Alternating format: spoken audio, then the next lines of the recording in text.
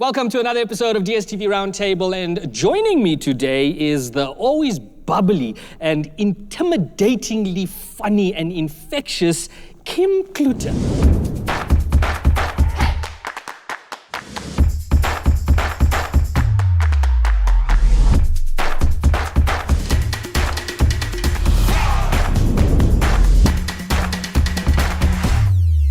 What are three things that we don't know about you other than being intimidatingly funny? Whew. Shannon and I had a chat about this earlier today. There's a reason why you don't know these things about me. Because they're private. Because they're private. Okay. They're private, doll. Okay, but I'll tell you three things. Sure. These are so it's really difficult. I'm actually very much. Are you ready? I'm gonna go. Ready? Look at them. This is too much now. I'm actually an introvert. No, you're not. I can actually believe that. Yeah, ambivert, definitely. I can No, you're believe an that. ambivert. I can believe How? that. Yeah. Very quiet at home. Needs But time then- to restore. But when work is work, then Yeah. it's on. Yeah, When so it's time very for quiet. action. I'm I can believe intrigued. Yeah. Yeah. Three things people don't know. Another thing people don't know was that my big love as a child were books, and the only way they punished me was they would take my books away from me. Did that to you? They would punish me. That doesn't sound right. No, that's But it's horrible. called a punishment for a reason. I mean, if you've Like, done something that's wrong, they're not going to reward you. No so way, you that's Because I horrible. wouldn't get away Hectic. from it. So I was like this. I had tunnel I'm vision. going to take these books away, go and watch TV or something, Kim. In the mud. Stop doing your math homework. Stop being so diligent. Pick up a cigarette. Go and watch KTV now. Yeah. Maybe something that people don't know. Maybe one other fact is that I didn't study drama. I studied accounting. So do you do your own books? Makes sense. I don't. No, the books were No. taken away. Can't do them anymore. No. That was fast. Geez, I put it down. You picked it up. Bam. Bam. I am retracting the offer for the drink later. Oh. I'm gonna take it back. Okay. Yeah, I'm gonna That's keep fine. it. What did he say? No, No. no, that he was on fire. Was he on fire? Was he brilliant? Yeah, You yeah. should be two Your own drinks. books because the books were taken away as punishment. Genius. Oh. No, he was Genius. the witch. I'm gonna double that Double the offer. drink. Double the offer. I'm doubling the offer. Kim, speak to me about Afgrond's leading ladies and their relatability. Do you think that there are a lot of people who watch this show who can see themselves in those characters? Sure. That's a tough one. That's a tough question.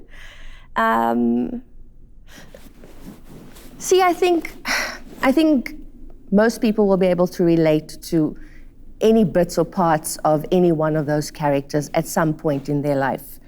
Obviously, these storylines are heightened, to highlight things that have become normality in society, like abuse, like martyrdom, like narcissism, like paedophilia.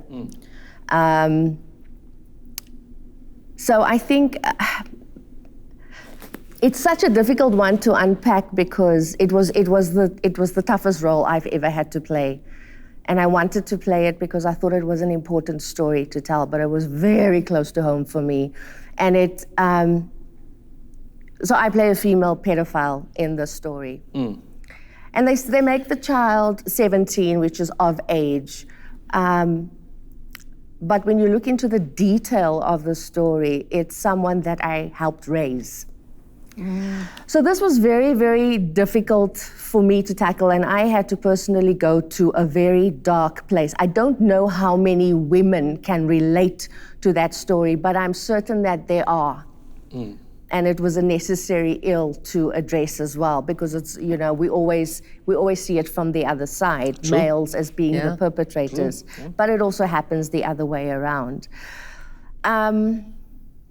And ultimately for me, it comes down to two simple things. And I was very affected when shooting this. I was so affected personally by the production, the logistics of it, the story, being away from home, going to dark places, places that I personally, in my personal life, could relate to, not as a pedophile, but as a victim.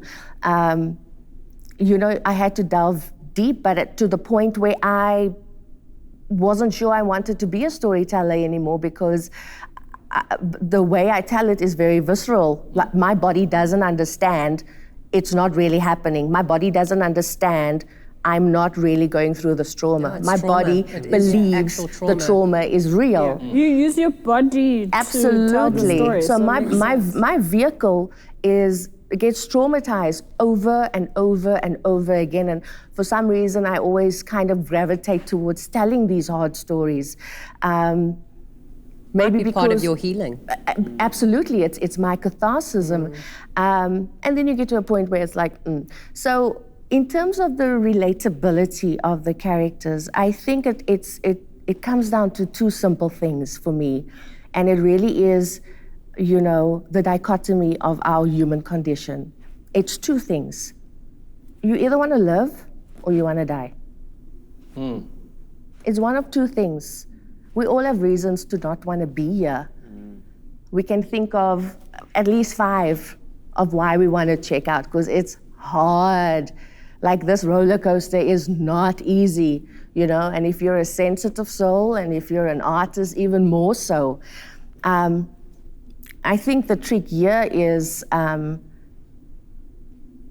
think that the hard job here is to want to live and how to tackle that.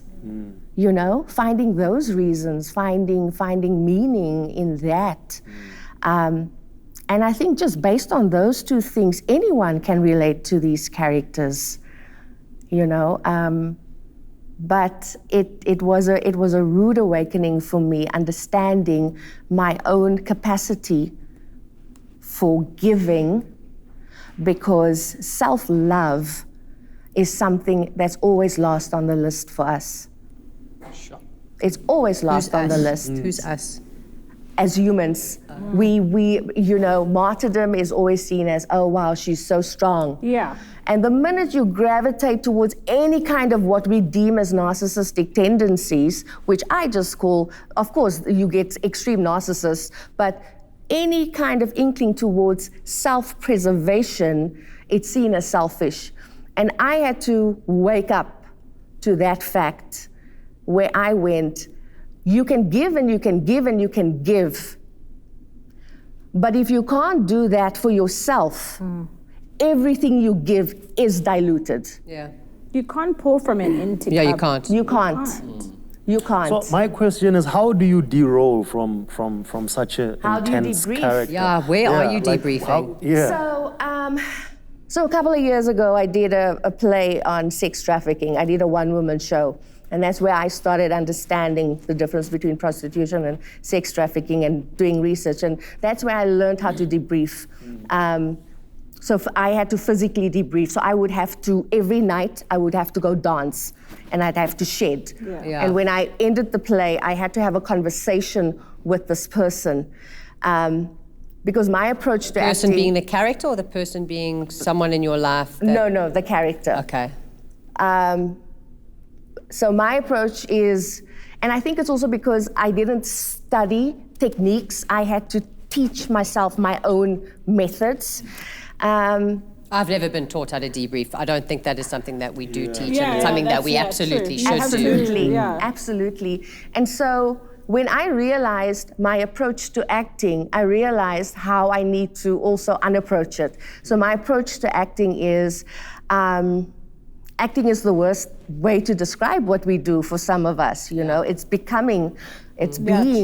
True. So I believe it does become a form of channeling, because when you are telling that story in time, in circular time, it is really truly happening to someone, and you can tap into that energy. You can tap into that frequency, and it's real, and it's sore, and you feel all of it, and now you need to come out of it. So dancing was one for me. With this one, I flew back from Cape Town, and with this one, I I couldn't get out of bed for about 9 days. Oh, Kim, I'm sorry. I That's was terrible. I was a broken. Was it also post-production blues, or was it absolute It was sheer fatigue, It was a lot. because also how exhaustion. they shoot us these days is ridiculous. it's insane, yeah, you If don't you're get a an break. out-of-town actress, you are in every scene the whole day, no tea break, 1 45-minute break, and the story is a hard one. So that in itself was a beast to unpack. But I was done. 9 days. My husband thought I had COVID. I'm like, no, baby, I'm just shedding the pedophile. Is he at least supportive? Because that matters. Goes a the long most. way, eh? Your Yeah. partner needs to be there for you. But like on performance, and so like the thing about performance is you're literally walking around almost as like nerve endings. Yeah, you're splayed exposed, nerve, totally. Right, the entire day. The entire day, because you're using your body, your emotions, your history, your life to bring this person to life. Yeah, right? you eviscerate yourself. Yeah, you do. and every single day, it's almost like you have to die for this person to live, like every single day. Yeah, it's you know what I amazing. mean? You So- do, that's amazing. You have to die for this person. yeah, That's you have amazing. to die for this Exactly. person to live every single day. So like, just a little nudge to me feels like a punch because I'm walking So around vulnerable. exposed Yeah. the entire day. Yeah. I would explode. Yeah. I would explode, and I don't explode easily. Yeah. But small things would make me lose my You're cool. my cool. Yeah. Shucks. Kim, tell us, what is it like working with the cast and crew of Afgrond? It was so. Crew always comes first for me. Yeah. Yeah. Yeah. Always.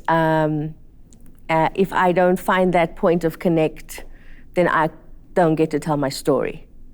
And so the crew of Afgrond, they were phenomenal. And I say, and I know, we always love our crew and we always honor our crew. But the timeline that these guys were working on and what was expected of them and the hours they were working, and the consistency of quality that they delivered every day was quite something.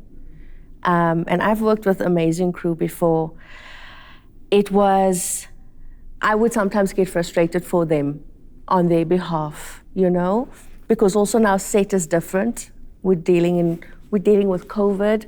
So now there are different protocols in place, which doesn't make life easy. But they were really amazing. It's the first time I worked with a female DOP, Sunel Haasbroek. Amazing. Firecracker, small. And then that chick, she's got this camera, like at a 90-degree angle. And I'm like, you've got all my trust here, Sunel. Because if this thing drops, Moneymaker's gone. She was amazing. Corné van Rooyen, also one of his first features. So they were really amazing also in the sense that there was so much room to play. You could play, and I could come with, and but I like to layer a vibe. I like to layer a character.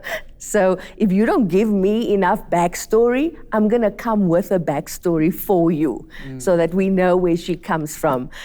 So that was really amazing. The cast was great. I got to work with Jana Straden, who's also one of my close friends. I got to work with her quite closely, and then with Ivan Zimmerman. And then there was this young actor, Craig Adriaanse, and he was new, and it's so interesting. You know how we all have this perception of ourselves, right? Like you start out in the industry and you're like this young hottie and you're like playing the loose chick or the side chick or whatever. And then all of a sudden you become someone's mom. And no one told you, whoa. Yeah. Oh, I've transitioned. Oh, wow. And then all of a sudden your kid's a teenager. I'm like, oh, wow. Are we there now? Oh, wow. And then all of a sudden your kid is pregnant. Yeah. And you're like, wow, yes, this happened really quickly. No one gave me the brief. No one told me. And this Craig Adriaanse, lovely actor, and we had, our scenes were quite intimate. And I don't think Craig had proper intimate scenes, so this was his first. You popped his cherry, did you? Right, and he's now no longer 17. He's now 23. So it's a little better. But anyways, but one of the first thing Craig says to me, and bless his, I think he was a minute away from calling me Aunty Kim. I think I think he was a minute away, and I was like, I saw the look. I saw that look, and then he says, because now when I play with people, I always assume we are the same age. Yes. I become ageless. I forget. You're either older or you're younger. I always think everyone is my petite. Yeah, right? Yeah. Amal is my petite. Meantime, no, they're 20 years younger, Kim. And then he says to me, I just want to say, Oh, shame. I'm supposed to lick the crap out of this young man, okay, and make it look hot. And he says, I just want to say, and so dear, it's such an honor for me to get to work with you. When I heard it was you, I almost couldn't believe it. And I remember myself as a youngster on set saying the same thing to older actors, and now I'm the older actor, and I'm like, oh, okay, no, it's cool, I'm good. I love my age, I love the progression, I love the evolution. But then he says, yeah, I used to watch you so much when I was little.